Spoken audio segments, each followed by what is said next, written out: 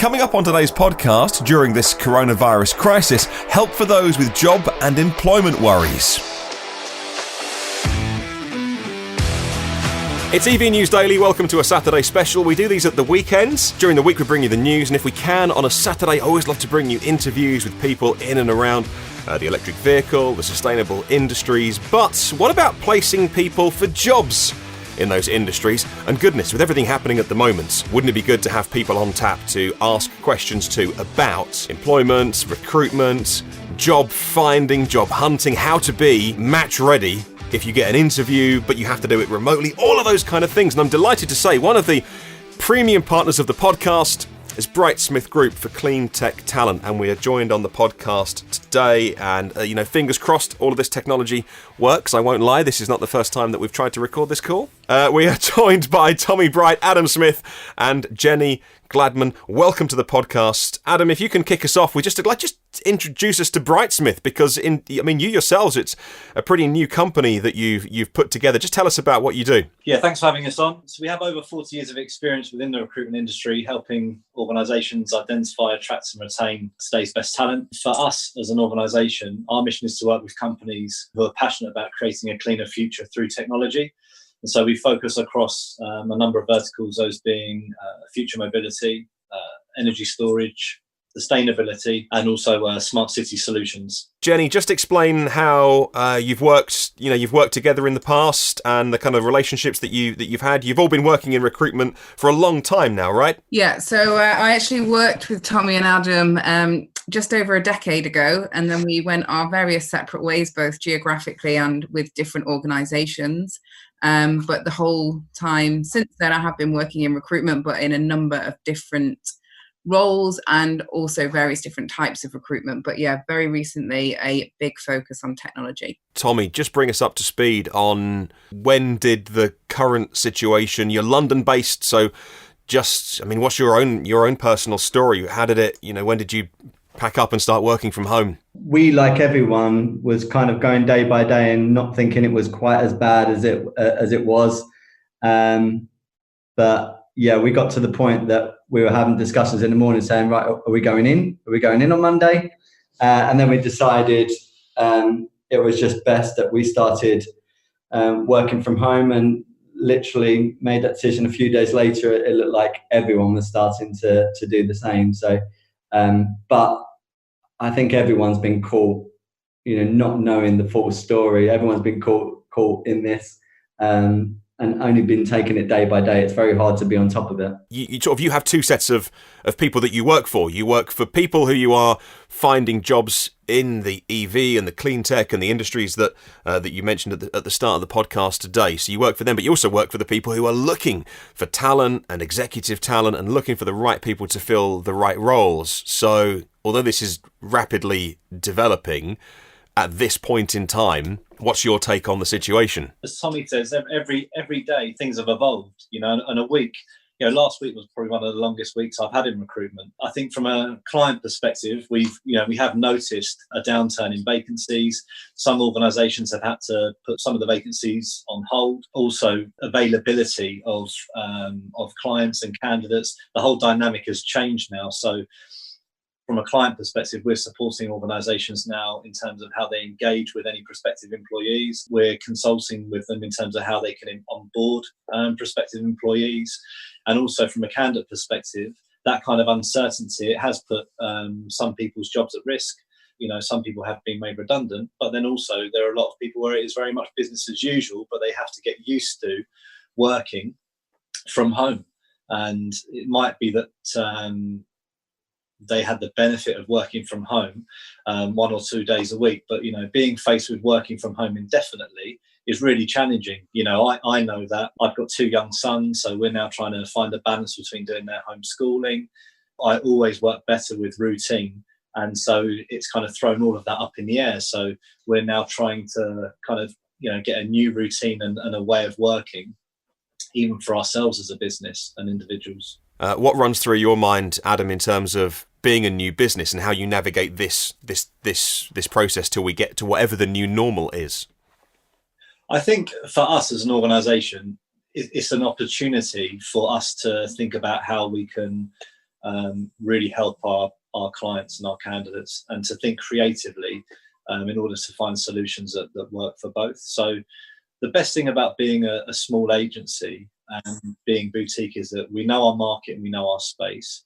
You're dealing with the individuals that make decisions. We're not a large corporate firm, so we've got plenty of flexibility. All of our clients know that we're very invested in the industry and we're very invested in their business. Jen, if we can come to you next, in terms of people, this whole space that you work in is lots and lots of small, passionate communities. So how are you supporting those communities that you work with? I think one of the first things to say is we know that this has impacted everyone in a very, very different way. So it is very much on a case-by-case basis. But what we did do is kind of sit and evaluate what are the things that people are asking us, what are the main concerns that they're having. And to be honest, in the main, they tend to mirror our concerns and our current situations, be they different. But a big focus for us is how do we continue to have confidence in this situation, in ourselves during these difficult times, and also how can we eliminate stress or reduce stress, perhaps is a better way of putting it. So a few of the things that we've done is work with people around how to have a positive mindset. It sounds straightforward, it's not, but I think it's been proven time and time again that having a positive mindset has huge physical and mental benefits. And as Adam was saying, we're all confined to our houses, some of which are far more stressful than others. I think I'm fairly fortunate to only have the stress of dealing with a small puppy who doesn't need any homeschooling, but I know for a lot of people right now, this is a very, very challenging time. So we're working with people on that basis, but also thinking about kind of, I guess, staying confident in who you are and your ability, whether that's to succeed in your current role, or if you are in an unfortunate position that you are out of work, then how do you keep confidence in your ability to perform in the next role? And I know it's a bit of a cliched saying, but the dress for the job you want. Thankfully, we're no longer filming this because I'm certainly not dressed for the job that I want. Painting and decorating is not my forte. However, I would say, as much as, I'm not a big believer in that saying, I think kind of acting as if you have the confidence that you wish you had sometimes really goes a long way. And also, if you are at home, make the setup appropriate for what you're doing, be that an interview or a Zoom call with your colleagues. You want to make sure that you get out of bed in the morning, you do get dressed, you have a walk around the block, whatever it is that you can do in the setup that you've got, but put your best foot forward. And also make sure, and I think extremely importantly for us, is don't go it alone. So speak to your colleagues, speak to your family, talk to whoever it is that you need to, and ask for help. No one has to be alone in this situation, and everybody is different. And I think one of the things that we're extremely keen to do with the community, and we'd like to start this early next week, is have a couple of hours a day where our lines are entirely open to someone, whether they're looking for a job, whether they just want to inquire about kind of how we work or how we might be able to support them, whether they just need a little bit of encouragement, we can be there for that. Or if it's something that's specific and they want to book in a time to talk to us about how to improve their CV, how to improve their online presence on their LinkedIn, or also, and very poignantly, how to conduct a video interview in what can be a fairly stressful environment. As we were saying, this is probably take number 10 due to various different software, children, cat and dog issues we've had so far. So how to navigate that and set it up in the best way you possibly can. This week I've had to make sure that I have all the various, because I tend to work from, a lot of time I work from home anyway, but if I was doing a meeting I'd go and see them. Like, I've been to see you guys at your offices in London, and it's just easier. It's just easier to talk sometimes face to face, and especially if I can drive an electric car there and I know that I've charged on renewable energy, I don't feel bad about, or if I can use public transport. This week, I've had to make sure that all the different apps are installed on my computer, and yet today we tried a new one. We thought, we'll try filming it,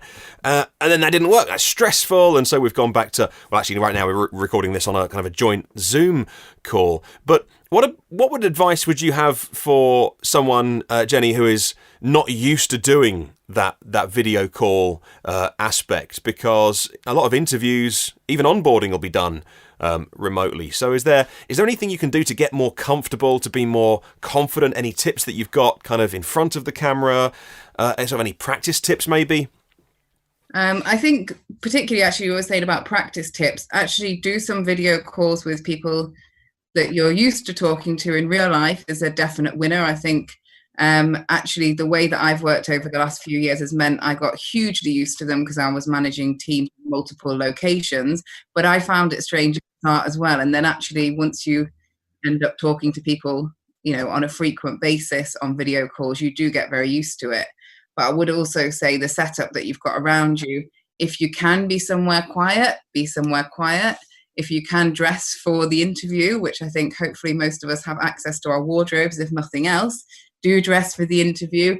But also, and I think, be honest, if you're in a situation that you've got 2 kids in the next room that might come in, just let the interviewer know that at the start. And everybody is being very, very accommodating. Everyone's in the same boat and we're all kind of here to support each other. So the expectations are a little bit different. Yeah, definitely practice. And that's one of the things that we're totally happy to do on those, the hotline that we're offering is either do calls on the phone, or if you would like to do video calls, and if that's practicing a video interview, then we're totally happy to do that with you as well. Tommy, what's the current state of the market at the moment from your perspective? It's just up in the air. So it's going to be a few weeks before we really know, maybe even months before we really know the true fallout of this and how much of an instant bounce back or how long this is going to go on for. The issue at the moment is which companies are going to adapt quickly to the new norm. So some companies will adapt very quickly to this, especially companies that are used to remote workers, companies that are well funded. They will adapt quickly. Some other companies will find it really tough because they've had their ways of working and will find this a real struggle. And obviously it depends on the industry and it depends on the job role. But at the moment it's happened all so fast that jobs have been pulled, jobs have been put on hold. Some companies are suffering more than others. And it definitely has had a massive effect, but it really is too early to say what that means, what that looks like in 6 months. Certainly some of the sectors that you work with, the listeners of this show are really interested in. How can people ensure that they become aware of the jobs that are out there? Because there are some, as you say, fast-moving industries that are reacting to this new way of working. Yeah, and again, there are still people recruiting in numbers at the moment. What I would say is, for people out there that are at home, a bit like in every part of their life, there are jobs now that you might be able to get done that you weren't doing before. I fixed a gate the other day, which has been bugging me for about 4 months, and I finally fixed it. Feel happy about that. But it's just a job I could have done, but I found other priorities. When you look at, for instance, your social media presence, particularly LinkedIn, if you want to be seen in this market, be not necessarily an influencer, but be known in this market, I think now is the time for things like LinkedIn, getting your social media presence up, networking, to come to the forefront. People should be really focusing on this. And again, this is something that we can give a hell of a lot of advice around, and happy to talk to people about the best ways to do this, because for some people it's completely natural and for others it isn't. But really, if you can get to the point that people are contacting you, people are asking you for opinions, and you just know more people, that is the best thing you could do at the moment. Because it's very hard to say when you look online, there might be jobs advertised, but it doesn't mean those jobs are necessarily going to be there at the moment. They might be, they might not. So just relying on purely I'll apply for jobs probably isn't enough. Let's come back to Adam, actually. And Adam, before all of this started, and it seems like it's been going on forever, and it's only really been a couple of weeks in some countries, but if someone's sitting at home listening to this podcast now, and for a while they've had a feeling like, I want a new job, and then at the minute all of this is going on, And people are probably thinking, have I got any chance of changing? Am I going to have to put my life on hold for 4 months? So Adam, what are your tips for people who already had in their head, I'm going to be looking for a job? Surely all of this crisis at the minute doesn't mean they have to put their whole life on pause. They can start to do things, right? Yeah, absolutely. I think at all times you can only control the things that are in your control. So ultimately, there isn't a huge amount that you can do as an individual about the number of vacancies available out there or an organisation's confidence in making a hire. But it's not so binary that everybody was recruiting 2 weeks ago and now nobody is recruiting. There are organisations and companies out there looking for talent. And so if you were considering your next move, you absolutely should still be thinking about how to do that. This actually, like Tommy says, might provide an opportunity for you to think about, okay, what is my online brand? How does that look? How do I make myself known to recruiters within my space? And what are the things that I can do to put myself in the best possible position to secure my next job? And next week, myself, Jenny and Tommy, we will be, if you follow us on LinkedIn, whether that be our company or us as individuals, we will be releasing tips around what you can do to build your brand, in terms of what you can do when it comes to nailing communication now, which is going to be either over video or your written communication, and how you really make the most of these opportunities, because there are some opportunities now. For example, if you're now in a video interview, your preparation is really key. And actually, you can take your preparation, as I might have here, whether it be on my pad or my pen, and you can really use that to come across and put your best foot forward in an interview. Now, that's quite hard to do when you're face to face. So there's lots of opportunities and things that you can now kind of capitalize on. And it's, I think, just for the most part, trying to stay as positive as possible. And like I say, these these challenges that we now face, it's just kind of getting ahead of that. So we'll be helping and supporting people next week with our top tips around it.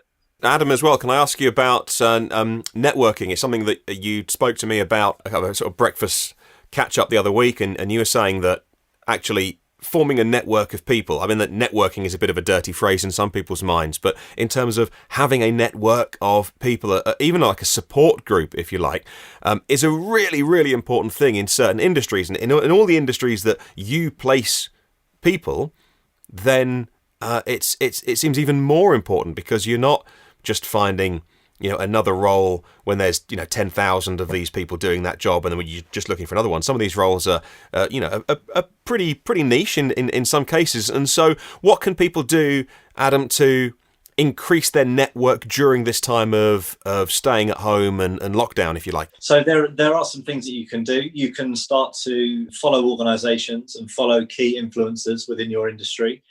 You want to make sure really that you're using the language of your industry in terms of how your profile is coming across on tools like LinkedIn. I think it's important more than ever to kind of keep your finger on the pulse, and also keep interested and invested. I think it's quite easy to just almost fall out of the loop of what's kind of happening, and I think these things are quite healthy, actually. So I would kind of encourage people to be, listening to the EV News Daily podcast, following prominent people on LinkedIn, liking and sharing content that's being put out there that's relevant to you and your market and your space, and having a view yourself in terms of what's happening. The world hasn't stopped. I think this is very much like a moment in time. And I think once everybody kind of just gets used to this situation, I do think then confidence will come back. Like you say, we're moving very, often very senior, talented, highly skilled individuals.